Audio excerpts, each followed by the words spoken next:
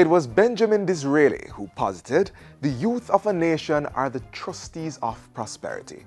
Very profound, not true? And whether or not you know who Benjamin Disraeli was, we can all certainly agree with this sentiment.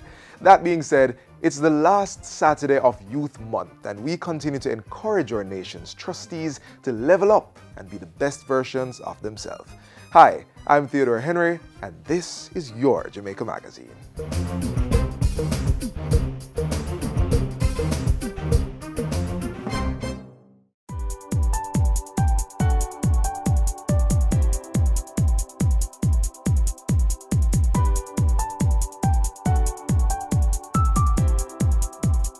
So many times we sit and we talk and we say, hey, I would love for Jamaica to be this kind of place. But what are you really doing? What type of Jamaica do you want to see? We're hoping to use art to teach Jamaica that it's not the thunder that grows the flower, it's the gentle rain. We want Jamaica to stop thundering for everything and start to put forth gentle rain, especially in the lives of our youth. This gentle rain is the Acts of Random Kindness initiative being put forward by the Jamaica Constabulary Force, the JCF, a program that inspires and encourages expressions of kindness. Our project comes out of our youth empowerment and mentorship program, where we're teaching our youngsters to know themselves, to know their purpose, to understand that it is important to cultivate attitudes of kindness, gratitude, and respect, as well as to put themselves on a good destiny, a life path. The Youth Empowerment and Mentorship Program uses the iPad Summer Camp to teach resilience and social skills to children from at-risk communities. If we can show you an act of kindness when you were young, if you were to reciprocate this act of kindness to somebody else, what a wonderful Jamaica this could be. We saw a youth leader in the camp who decided to take responsibility for the lack of a belt on one of his team's part and said, you know what, you have my belt and I will then take the responsibility for the consequences. It's like an evolution and a revolution all at once, because they made revolutionary changes to their behaviors as opposed to when they just came on day one, day two, and you could start to see them evolving into being kind and gentler youth. Action means identity, purpose, attitude, and destiny. So with the attitude, you have also respect, kindness, and gratitude. It's important because most youths are growing up in very disturbing societies where a level of kindness and love isn't shown.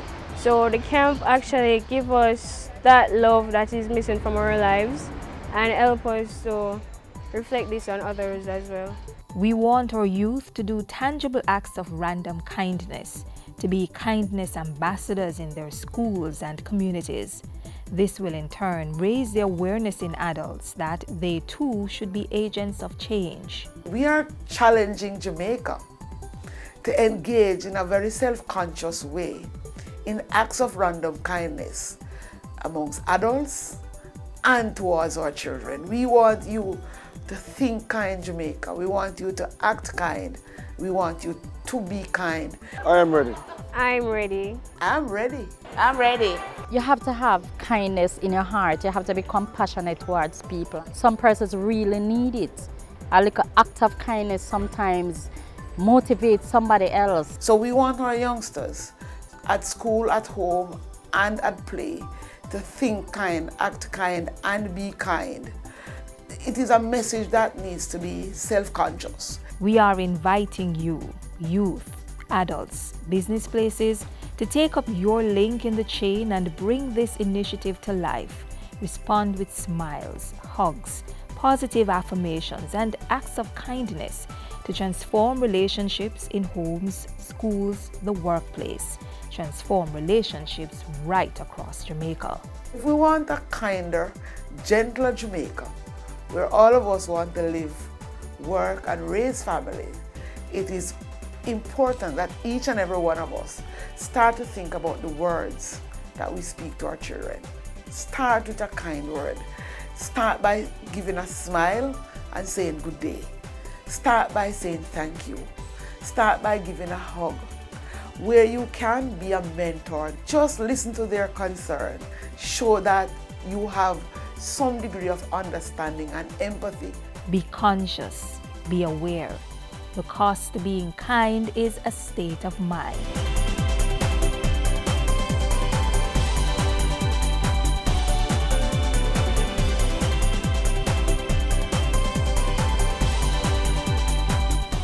$650 students, $100 million. How are they connected? Through the Hospitality and Tourism Management Program offered at 32 high schools across the island. It's a 2-year program to equip future tourism workers with the requisite skills to meet the demands of the growing global industry. Graduates will be certified by the American Hotel and Lodging Educational Institute and received an associate degree from a local college. We're building a resilient tourism industry through human capital development.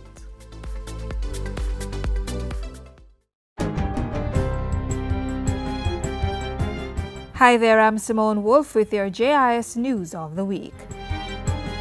The Planning Institute of Jamaica is reporting that the economy grew by an estimated 1.9% during the July to September quarter of this year. This follows a real GDP growth of 2.2% recorded in the previous quarter, associated with and is indicative of the continued strengthening in the pace of economic growth for the fiscal year within the 1.5% to 2.5% range. Meanwhile, Bank of Jamaica Governor Brian Winter says the country's inflation rate is back on target after falling below the 4 to 6% projection between March and August this year. 12-month inflation at October 2018, as reported by Statin, was 4.7%, higher than the 2.8% recorded at the end of the June quarter. Finance Minister Dr. Nigel Clark says government plans to raise the pension fund's investment limits to allow for putting funds into startup companies and small businesses. When we move the limit from 0 to 5%, based on the $550 billion in pension funds, over $25 billion of capital will be available for investing in venture capital. That is a game changer, and it's a game changer for innovation, for opportunity, and for growth. Spanish hoteliers and investors have recommitted to buying more local goods and services following a meeting with Ministry of Tourism officials on Friday. Government officials highlighted the use of the Tourism Agri-Linkages Exchange ALEX app as a means of ensuring demands in agricultural produce are met, and the tourism minister assured the investors that some adjustments were coming to lower tourism costs.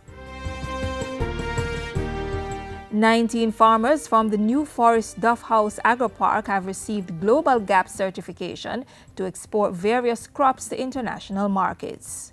You have done well. Your training will undoubtedly redound to increased earnings as you produce for the local market, our neighbors in CARICOM, and the wider international markets. Government will be accelerating its zinc fence removal program and regularizing more communities to support social stability. I'm looking forward to the support that I will get from the Ministry of Finance in this effort, but we're going to replace the zinc fences with modest levels of walls. I see this effort as a crime-fighting effort, because once you improve the environment in which people have to live, they adopt an entirely different approach.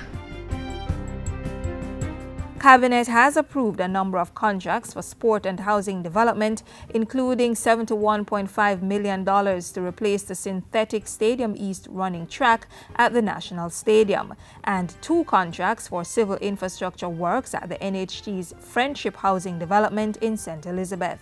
Also, the Integrated Infrastructure Project, Canaan Heights, Clarendon, Cabinet approved the award of contract to Alcar Construction and Haulage Limited for the execution of rehabilitative works. Over 700 ultrasound examinations have been conducted at the St. Anne's Bay Regional Hospital since the August installation of an $8.2 million state-of-the-art ultrasound machine. This is not an insignificant event from our perspective. This is not an insignificant or just a small incremental addition to our offering. This is substantial. A national committee has been formed to review test items for the Primary Exit Profile PEP assessment. Setting up the committee is one of the measures implemented by the Education Ministry to modify the assessment following the mock performance task component of PEP in June. As you would expect, Mr. Speaker, the first year of any form of change may have teething pains, but we're working them through. The performance task examination has been rescheduled to March 27 and 28 of next year, while the ability test is planned for February and the curriculum-based test for April. And finally, a closed-circuit television CCTV camera system has been installed at the Hanover Infirmary to ensure the safety of staff and residents and prevent unwanted persons from entering the compound. We also put it in so that we can monitor those who work in our infirmaries, because there's no hiding that some of who have been employed to administer care in our infirmaries should never be in the infirmaries because they abuse the residents. And somebody have to keep an eye. And those were some of the stories making news this week. I'm Simone Wolf.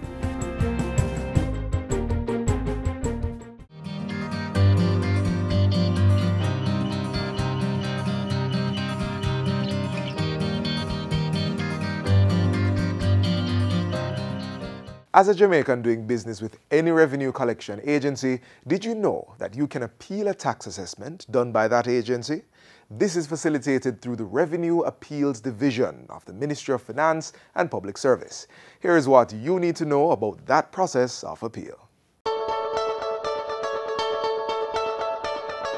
Welcome to Finance Matters, a production of the Ministry of Finance and the Public Service. I'm your host, Daniel Pasley, and today we'll be focusing on the process, or shall I say the appeals process, within the Revenue Appeals Division. And today I have with me a very special guest, Commissioner of the Revenue Appeals Division, Dr. Delary Staple Chambers. Thank you so much for coming back on our program. I'm happy to be here. Thank you. So, Commissioner, tell us, what does the process entail? All right. So, once you have made an appeal, the first thing we do at RAD is to assess to profile the matter, to assess the complexity of it. So if we deem from the initial outset that the matter is a simple matter, then we funnel it to the fast track or the Tier 1 process, where in the law it is described as an informal hearing, meaning that we don't need you to come in and to give evidence orally and be questioned, but we will accept your written submission and the evidence that you have presented on paper. And if we need any clarification, then we may call you and have discussions over the phone. So it's pretty informal. And those tend to be turned around in a very short space of time. Once the matter is a little bit more complex, right, and may involve parties such as an attorney or legal firm, then we may deem it to be one that must be heard using the formal process. And if that is the case, we will invite you to a hearing. Now, the hearing date has to be negotiated between the parties, meaning that the revenue authority, as well as the taxpayer, has to agree to the date. It has to be amenable to both sides. And once we have an agreement and we schedule a hearing, then both parties are expected to be in attendance. For that formal process, you are required to make oral submissions as well as written and produce evidence and documents. Are there a certain number of submissions that you need to No, when I say give? submission, I mean you make out your case. Right. So you would indicate what is wrong with the assessment, where you think the commissioner erred, what your evidence, your books and your records are saying. And the other side, which is the revenue authorities, they get the chance to do the same thing. The taxpayer also get to question the representative of the revenue authority and vice versa. So it's almost like we are in the middle mediating, right, and both parties are able to put their cards on the table. Our role is to be the finder of fact. So we hear both sides, we consider all the evidence, and we make a decision on the side of the facts and the law. Once the formal hearing is over, right, then we will determine at that point whether we need additional evidence based on what was submitted in the hearing. And if that is required, we will give you time to submit such evidence. And then we will review all the evidence that we have gathered, and we will indicate when we are ready to make a decision. The law mandate that once we have indicated that we are ready to rule, that decision should be handed down in 60 days. Wow. So we have 60 days to prepare the written decision and to dispatch same to the parties. So that's the formal process. But there's also another mechanism that is provided by the legislation where the case for both parties is not very strong. And so we may have to ask both parties to negotiate a settlement. What the negotiation of settlement does is allow the parties to go off and have discussions together. Okay. And then they may come to a common agreement to say, okay, we have agreed that this is the amount that is to be paid. All the decisions that we make at the RAD is based on the facts presented by both parties and the law stipulated in the principal legislation, depending on the tax type that is appealed. And you know, I am so excited to hear about the achievements of the RAD, but we have to do that in our next episode. So thank you once again, Commissioner, for coming on our program. You're welcome. So on behalf of the hardworking production team, I'm Daniel Pasley, and I'll see you for another episode of Finance Matters next time. Have a great day. What is the National Identification System? The new National ID will for the first time give Jamaicans one ID that is trusted and verifiable. This means easier access to government services like PATH and NIS. It will be easier to do business with the government and the private sector. Eventually, there'll be no need to walk with more than one ID. Support the new National ID.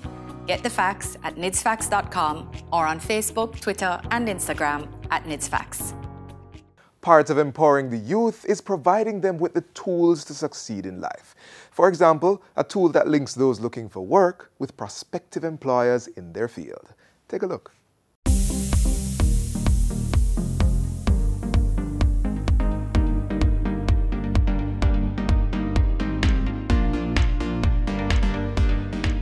Since 2001, the Ministry of Labour and Social Security's Labour Market Information System, LMIS, has provided a cost-effective way for employers to source and find suitable employees, as well as for job seekers to find employment. The LMIS has three components: the Labour Market Intelligence, LMI, the Skills Bank, and the Electronic Labour Exchange, ELE. These three components are interwoven to equip job seekers and employers to meet the demand of the labour market. The Labour Market Intelligence Department, LMI, collects labour market information and uses this information to determine trends and factors which influence the market. The department spearheaded the National Labour Market Survey 2017, which was tabled in Parliament by Honourable Minister Shahini Robinson. The survey identified 6 key findings. 1. Less than 1% of the workers in the participating firms were foreigners. 2. 80% of firms found it difficult to fill vacancies in their organizations. 3. Most firms were optimistic about their business prospects. 4. The hotel and restaurant services had the greatest opportunity for growth in the labor market. 5. Demand will be greatest for skilled workers in production and services with 72%. And 6. 10% of the firms employed persons with disabilities. The survey is beneficial to policymakers, curriculum developers, students, job seekers, and employers who can use the information to assess imbalances in the labor market. Labor market intelligence is also utilized to better position the LMIS to meet the needs of clients. The Electronic Labor Exchange ELE is the core component of the LMIS. It's a critical tool for linking job seekers with employers where the in-office services are enhanced by an online portal. Persons can go and register on or offline. They can create their resume and post their qualifications.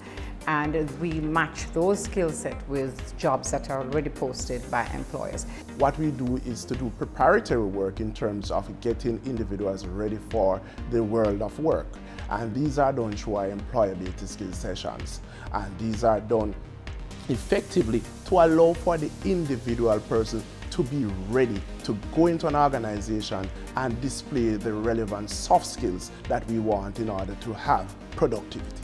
It showed me that it doesn't matter what happened in the office or what is going to happen where you go. There's always help and strength there. You should just take the good from it and leave the bad where it is. Without the program, I would have never gotten that training.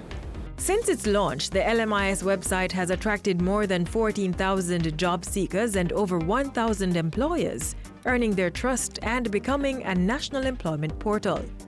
We have been partnering with the Ministry of Labour to have interns coming in and joining our team for 3-month periods.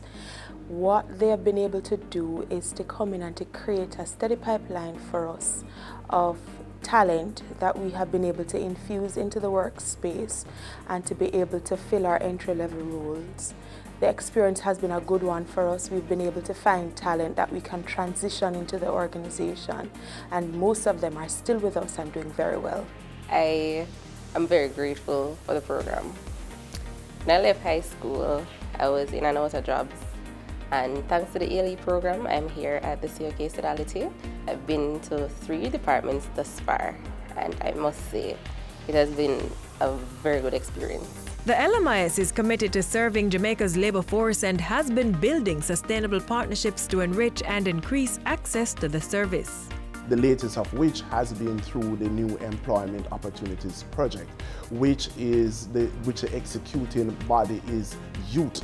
And what that does is to allow for our individuals who are conducting our employability skills sessions to be trained in global standards as to how to do it. It also facilitates a development of a mobile app that would allow for individuals to be able to access our web portal. In seeking to cement the public-private partnership, we have signed a memorandum of understanding with the Jamaica Library Service, with the Manchester Chamber of Commerce, and we intend to do that island-wide. Through this MOU, job seekers are able to use both facilities to access the services of the ELE portal, effectively allowing the LMIS increased penetration across the island. To improve human capital and labor market outcomes for the poor, the ministry has partnered with the Inter-American Development Bank, IDB, to develop and implement an on-the-job pilot for 1,500 PATH program beneficiaries. Through the Electronic Labor Exchange, we are targeting persons from these households between the ages of 17 to 25 for job placement. Now, before we place them in jobs, we want them to be able to function effectively in the labor market. We want them to be able to retain those jobs. And it is through retaining those jobs that we will truly break the intergenerational cycle of poverty. The LMIS is grooming and empowering Jamaicans to achieve their fullest potential by utilizing labor market information, promoting the services of the ELE, and strengthening labor market opportunities through partnerships. The Labor Market Information System, providing easier access to employment opportunities.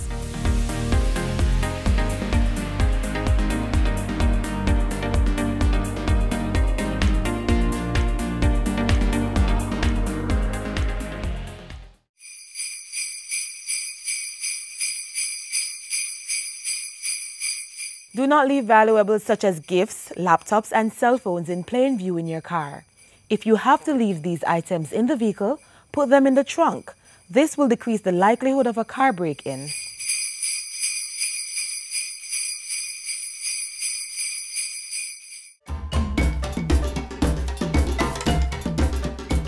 Kingston and St. Andrews Homecoming Week closes with a boat festival on Sunday, November 25. The event, to be held on the Kingston waterfront, will showcase sail and powerboats from some of Jamaica's leading marine organizations. Come have fun at the Kiddies Village, classic car show, food and craft villages, as well as the concert. The event starts at noon. For more information, contact 876-926-5726 or 876-897-5204. From November 24 to December 1, the Bursars Association of Jamaica celebrates Bursars Week 2018 under the theme People, Purpose and Passion, the Pathway to Success. The week's events include the annual general meeting on Wednesday, November 28 and the annual conference on Thursday, November 29 to Saturday, December 1 at the Grand Palladium Resorts and Spa in Hanover.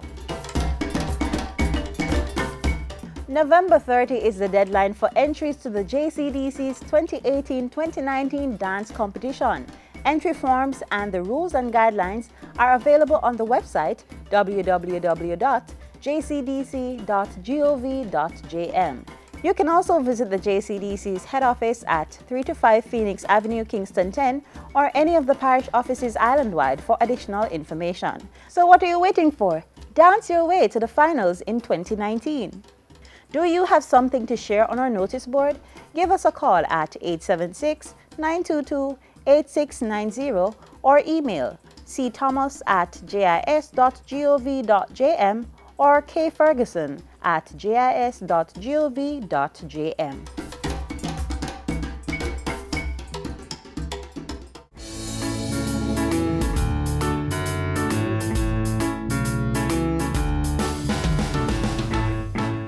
You can't believe that the soup nearly never met the menu?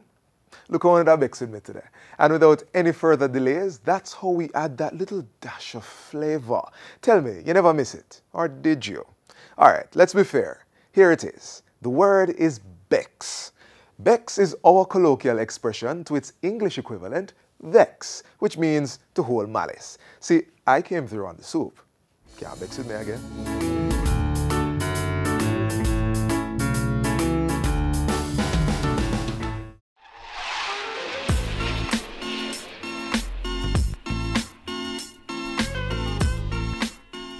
We close this chapter of Jamaica Magazine, but don't worry, we'll pick up a new one tomorrow.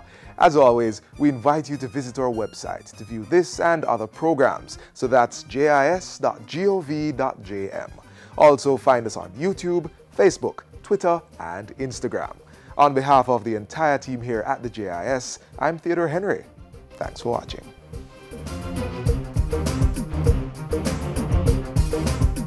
This has been a production of the Jamaica Information Service, the voice of Jamaica.